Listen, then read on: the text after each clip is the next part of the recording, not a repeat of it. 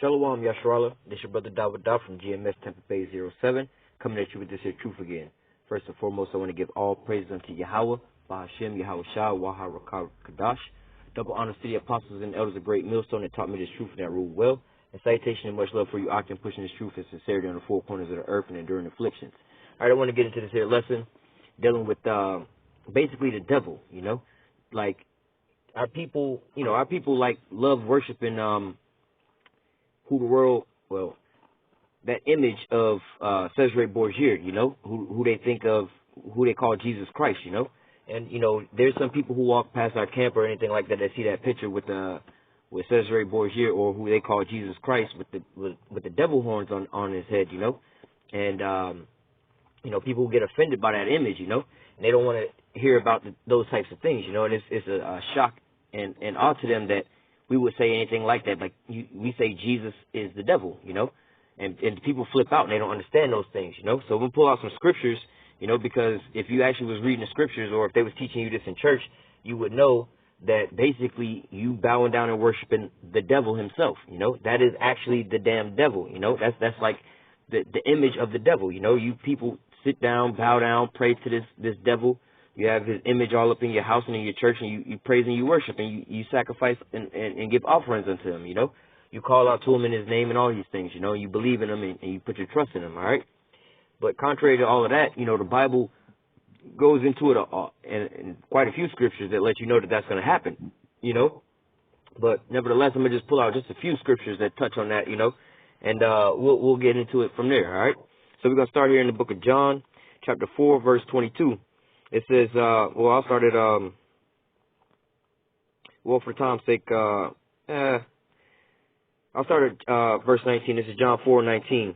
The woman saith unto him, Sir, I perceive that thou art a prophet. Our fathers worshipped in this mountain, and ye say that in Jerusalem is the place where men are to worship, Just like, in today's times, we on the highways and the byways, and we proclaim that we're the men of the Lord, and actually his actual prophets, And we're here to set the record straight and lead you down the right path and get you from off your wickedness, And we're on one side, and then you have the other side, when the people's like, well, we go to church, and our pastor say this and our pastor say that, our pastor say we're supposed to do this, this, and that, And our pastor say that y'all are the devil, y'all in some kind of like hate group or some kind of cult or something like that, So basically, this is the same thing that this woman is saying. So we're going to see what, Yahweh Shah HaMashiach, who the world ignorantly calls Jesus Christ. This is, it's not just a change of a name, okay? It's not just, they got his name wrong. But that other guy, Jesus Christ, and that whole doctrine and all that, there's a whole different vibe on there, They took that name and hijacked and created a whole other story, like he was born on Christmas,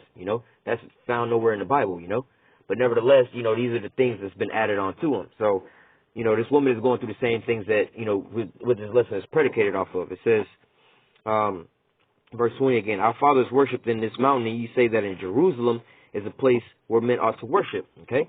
Saying that basically it's for the Israelites, But everybody want to be, so-called following the Lord and stuff like that, And then our people is cleaving unto these other people's gods and stuff in their ideology, and they erring, all right? Verse 21, it says, and Yahushua said unto her, Woman, believe me, the hour cometh when ye shall neither in this mountain nor at Jerusalem worship the Father. Ye worship ye know not what. We know what we worship, for salvation is of the Jews. Okay? So, basically, I'm going to read one more. But the hour cometh, and now is when the true worshipers shall worship the Father in spirit and in truth, for the Father seeketh such to worship him. Now we'll go ahead and tackle that line, in spirit and in truth, because it says our spirit bears witness with the spirit that we are the children of the Most High. This is a thing of Israel only, He said, basically, roughly paraphrasing, out of all the families of the earth, I've only known you, okay? So it's for the Israelites, He's a God unto us. He said, I'll be your God and you'll be my people, all right? But not to the other nations, not to the other, the other people of the world, But people claim that they all in all, and just like Yahushua is saying here, we setting the record straight, There's going to be a time, it says, but the hour cometh, and now is when the true worshipers, the real Israelites, the elect, the 144,000, all right, shall worship the Father in spirit and in truth, okay? And in spirit meaning basically in accordance with what the scriptures is talking about, all right? And in truth, because we actually, the Israelites, this is actually for us, all right? We're not trying to put on to this and convert to this. This is actually what we were supposed to be doing. This is our law, statutes, commandments. This is our heritage, all right? Now, going back up to verse 22, it says, ye worship, ye know not what. We know what we worship, for salvation is of the Jews, all right? It's for the Israelites, all right? But everybody else is out there saying, you know, you got these Edomites, these Moabites, these Ammonites, these Amalekites or whatever. Maybe not the Amalekites, but all these other people who convert into so-called Christianity, believing and thinking that they're going to be saved, all right? But Yahushua clearly is saying here, like, look, there's going to be a time where you, neither your peoples is going to be over here worshiping like this. It's only for the Israelites like that, all right? Y'all are outside the temple. Y'all profane, you know? You're not the Lord's people, all right? Jump into my next scripture. In the book of Deuteronomy. This is Deuteronomy 32. Hold on. This is Deuteronomy chapter 32. I'm gonna jump around real quick. We're gonna start at verse 4. Deuteronomy 32:4. He is the rock, talking about the Most High. He is the rock. His work is perfect, for all his ways are judgment, a power of truth and without iniquity. Just and right is he. Now this is talking about the Israelites, all right? They have corrupted themselves. Their spot is not the spot of his children. They are a perverse and crooked generation. All right, this is our people. They're going off. You know, the Most High said, look, thou shalt not have any other gods before me. All right? The Most High is a jealous power. All right? I'm going to jump down to verse 15. Deuteronomy 32:15, it says, but Jeshurun waxed fat and kicked. Thou art waxen fat, thou art grown thick, thou art covered with fatness. Okay? Basically, it's like saying, you pretty much, you pretty much, how do you say, so you can imagine somebody eating all the damn time, right? They ate so much that they got so big that they can't, get out of bed. They can't move on their own. They can't, you pretty much got a big head in whatever you did, we straight and this is that we can do whatever we want to go do, They didn't went way off, Start doing all the things that they wanted to do, basically. It says, then he forsook God which made him and lightly esteemed the rock of his salvation. And that's a cold line. You lightly esteem the rock of your salvation. You pissed off the Most High. You know what I'm saying? That's a real cold thing to do, Like that's a real cold line right there. It says, and lightly esteemed, hold on. It says, then he forsook the power which made him and lightly esteemed the rock of his salvation. They provoked him to jealousy with strange gods. With abominations provoked him to anger. All right?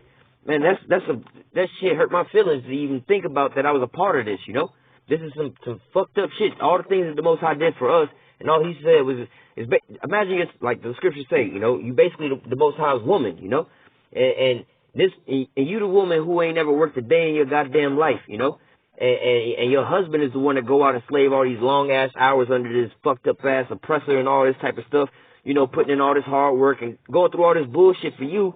You know what I'm saying? While you sitting up in this grand palace, you know what I'm saying? You don't even have to, when you want some water, you ring a bell. You don't even ring a bell. You got another motherfucker on the side that ring the bell to get another motherfucker to bring you the water up. You know what I'm saying?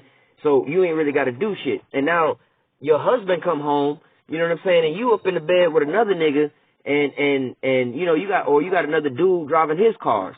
You know what I'm saying? So your husband is going to be super pissed off over that. He's like, hold up. I'm out here slaving up under this fucked up ass oppressor, and you laid up over here with this guy, and you got him driving around in my cars, laying up in my house, you know what I'm saying, eating up all the chitlins, not chitlins, trying to make a joke, but nevertheless, you got him all up in my shit while I'm out here working, trying to get the analogy of how you would feel if that happened to you, This is how the Most High feels, like, yo, I done did all this shit for you, and I'm the sole power solely unto you, but you want to go worship these other gods like the heathen. They don't even got real gods, It says, verse 16 again, they provoked him to jealousy with strange gods, and with abominations provoked they him to anger. They sacrificed unto devils, not to God, to gods whom they knew not, to new gods that came up newly, whom your fathers feared not. Okay? Like it says, they sacrifice unto devils, not unto God. So you up in these damn churches and stuff and giving your tithes and your offerings and all these things and donating to the St. Jude's Fund and all that type of shit. You know what I'm saying? Like, yo, you sacrificing unto the actual top devil. Like, that is the top idol, okay, that has all this power over all the minds of these people. That's corrupting all these people under his doctrine and the shit that he pushing. All you people are how do you say, you not wax fat. You pretty much, your minds is polluted, more or less to say, you know. You all kind of fucked up because you worshiping this damn devil, you know. It says they sacrifice unto devils, not unto God. To gods they knew not. To new gods that came up newly, whom your fathers feared not. Yeah, so when we was back in any of our old prior captivities, okay, you didn't have this damn image, you know, of Cesare Borgia, who you would see if you was to look up a picture, you type in Google, Jesus Christ, type that in. That's the image we're talking about, all right? Now, if you go in the Google image search and type in Cesare Borgia, it's the same guy, all right? That's not even a likeness of the Lord. That's just a painting of a guy who they told you that's who it was, all right? And because his father, when you go into that backstory, you know what I'm saying, you can do the research on that, you know, and how he felt, his father felt like if he was supposed to be like God, and then his son was going to be the son of God, you know, and he had his son's image painted in that likeness, all right? But it says, to gods whom they knew not, to new gods that came up newly, whom your fathers feared not. Yeah, so back in those older times, they didn't know nothing about that, you know, these new gods coming up, you know. And it's a strange thing for our people to be sitting here thinking that, you know, this is a God that's been around for so long, you know. And when you start breaking down that whole Jesus Christ deal, you know, you can start with his name, you know. First and foremost, like, that's not his name. Like, well, what do you mean that's not his name? Nobody ever called him Jesus because the letter J is only a couple hundred years old, you know. So even prior to the so-called white man coming over to the Americas, you know, when it was still over in basically in on the other side of the globe, you know, the letter J wasn't invented, all right? They didn't have all of that stuff coming out, you know? This is something that newly came up. And then before the Renaissance period, they didn't have that image up, okay? What's that guy's name is? Michelangelo and Leonardo da Vinci, I believe it was, they was commissioned to paint those images and paint all that stuff up, you know? So prior to them, they didn't have those types of images up, you know? These are new gods, newly gods that came up who your fathers didn't fear beforehand, you know? If you was to go back in time, and you was to talk to any of the prophets or anything like that, they would be like, who the fuck is this that y'all bowing down to? Like, what is this? Like, first of all, he ain't even the right so-called color. Like, y'all worshiping the Edomite, let alone the damn devil. Like, yo, this is not, you know, what you're supposed to be doing.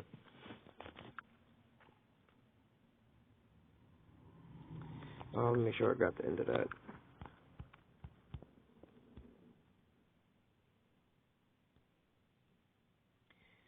It says,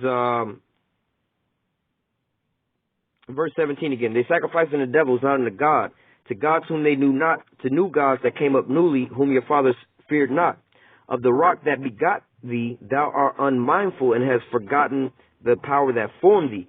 So you unmindful of your actual creator, the one that's like you, the one that you are like, you know. The Most High basically created all things, all right? Jacob's the salt of the earth. We the trendsetters. We create every damn thing, all right? You know, the Most High has a lot of dark sayings.